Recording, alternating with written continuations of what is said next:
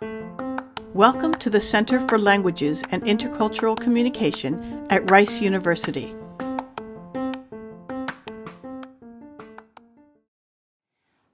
Course objectives, it's about language use, and you're giving the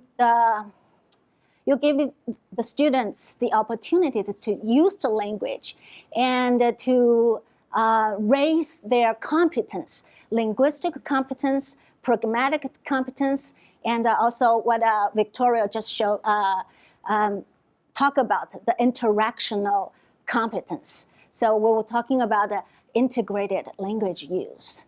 And we want to present the data, materials, natural ones, authentic data, and we will going to conduct analysis. By doing so, we will raise the awareness of language and help them internalize what they have to learn. And once they get all the language knowledge or information internalized, hopefully they will be able to produce in a more effective and efficient way. And we'll also explore social and cultural, those social linguistic aspects of the language. And believe me, it's very interesting. It's different than Western culture. And there's a lot of social linguistic factors and parameters going on when we listen to the native speakers' conversations. And so it's exciting as well. Course material will have, of course, textbooks, and there are two of them, and one for reading, focusing on reading and writing, and the other one listening and speaking. And I can't say this is not a bad book. Really, we are able to find one of the best textbooks so far. And thanks to Meng, she put me in contact with this publisher, and they have a distributor in the U.S. And we are able to select some of their textbooks. And so they are trying to incorporate 4 skills, which you can see from here: reading and writing, and listening and speaking. I should say this is a very good textbook, but there are challenges because we'll talk about this a little bit later. And the second is written and spoken data, which we collected from the native speakers as well as from the learners. And we have written data, and we have writings of students and native speakers. We also have audio recordings of both groups of people. After going through this textbook, we like the textbook, and we feel that we need to add something. So we did this need analysis, and we figured we do need to collect data, and to make the data less scripted, ideally unscripted, and natural, and make them interactional, and hopefully the language will be more, close to real life conversation than, like giving reports or academic, teaching or sort like that, like the textbook, that the newspaper articles that I have. It's more like telling you what's going on in this world in the medical field. It's more like a conference or a classroom, medical school classroom. So we hope that the data will be more colloquial, more close to the real life conversations, and colorful. By colorful, I mean, so there are more social linguistic, parameters interplaying in our conversation. And the conversation will reflect the relationship between doctors and patients. Yeah, they are doctors and patients, but there are also men and women. There are also old-aged, middle-aged, young boys, and doctors. So there are a lot of factors interplaying in the conversation. So we want to bring it to light to the students. Yes, we do communicate this way, but at the same time, as doctors and patients, but at the same time, they are, men and women, young men and old lady, and so on. So yeah, make it more colorful and overall more interactional. Okay, so how do I collect data? I was not able to, make the trip to the clinic because I just started the course. So what I did is I created scenarios based on the topics that we're talking about in the classroom. And then I gave the scenario to the students as well as to the native speakers. And I had them, conduct mock interviews or role plays. And then afterwards, I collected both sets of data, and asked students, using this data in my lesson plans, having the students compare these two sets of, data. How did they conduct this mock interview based on this kind of scenario, and how did the native speakers conduct the the interview based on the same kind of scenario? So what I did is audio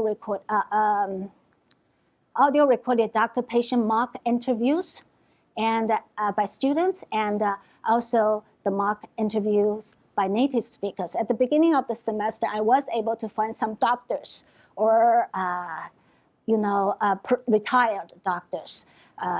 They are all from China. So I was able to record an interviews, thanks to Meng. She introduced me to some of the doctors in town, and we were able to conduct long hours of interviews and help me collected like 2 hours of recording, which is very colorful, very authentic, and he basically was telling us his life story. So I also did a little bit of questionnaire I sent out because they don't have time, they cannot afford sitting down with me to do the interview. So I sent out the questionnaire, like Marian just said, it also involved text messages. It's still, authentic, still sort of spoken or spontaneous kind of interactions. So I did do this as to send out the electronic copy, like text messages, and what do you think? Why do you want to be a doctor? Can you tell me a little bit about that? Why Chinese doctors wanted to be a doctor in the first place, and so on. They would give me a very brief, spontaneous answers. Based on the data that I collected from both the learners and native speakers, I created one of the lesson plans. Here is basically patient being an old-aged retired teacher. She's a woman, and the doctor, I didn't say much about doctor, but I told my, students and native speakers that I ask help from, and you be a male doctor in the middle-aged. So they all audio taped their conversation and asked them not to rehearse. I asked them they could, based on the scenario, but they can extend, okay? And I got 6 recordings from the students because I paired them up, and a boy and a girl, ideally. And then I sent out the scenario to my native speakers.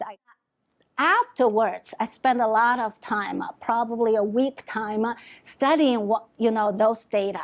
I have to first select which one is closest to the real life conversation. And I had people listen to all those recordings, and they sort of unanimously picked the one. So that's the data that I decided to use for my lesson plans. It's a long conversation, and from saying hello to saying goodbye.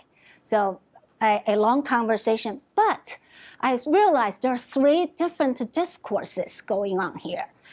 With first, patient tells the symptoms. It's like more like a description. And it's not a monologue, but there is interaction still. And then we move on to doctor finding more information. That's where the most interaction, take place. And the last, the doctor give diagnosis and recommendations more like a, doctor or teacher or, boss giving instructions, lesson plan. First, I set the goals. I have this many goals. I want them to understand how simple, in terms of word choice. And the patients, whether it's patients or doctors, they try to communicate in a very simple way. Then I want them to explore the doctor's way to respond, the patient's, questions and, answers. I also wanted them to explore the doctor-patient relationship reflected by using the sentence final particles, interjections, and the verb reduplications. This is too awkward, but I will explain a little bit later what these are when we get to the part. And then cultural and social meaning behind the use or minimum use, I should say minimum or sometimes zero use of this word, problem. And before class, I ask my students to, of course, conduct a mock interview and transcribe their interview and write the keywords of their script because we are comparing lexicon, forms, lexicon usage. So I ask them to write down the keywords of their scripts and divide their transcripts into 3 parts. Because I divided my script this way. And in class, I had them listen and then had them, sort of list the keywords, work together in pairs and list the keywords and discuss the difference in word use between their, transcript and the native speakers. And they read the script. I gave them the script and had them read again and trying to find out more keywords. And then I had them had class discussion. That's basically how we go through the first part of the transcript. First step and then step 2. And we move on to the second part of the transcript.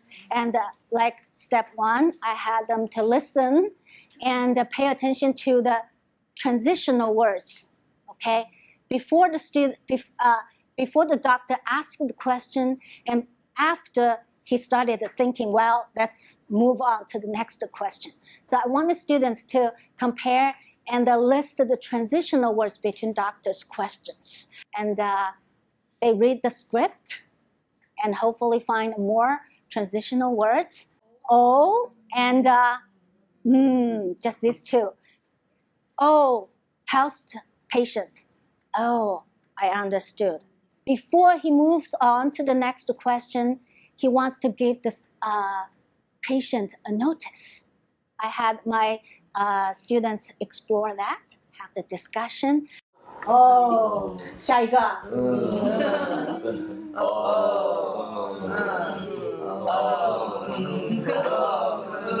这里他说的是什么？那对他想一想，所以那我觉得像什么？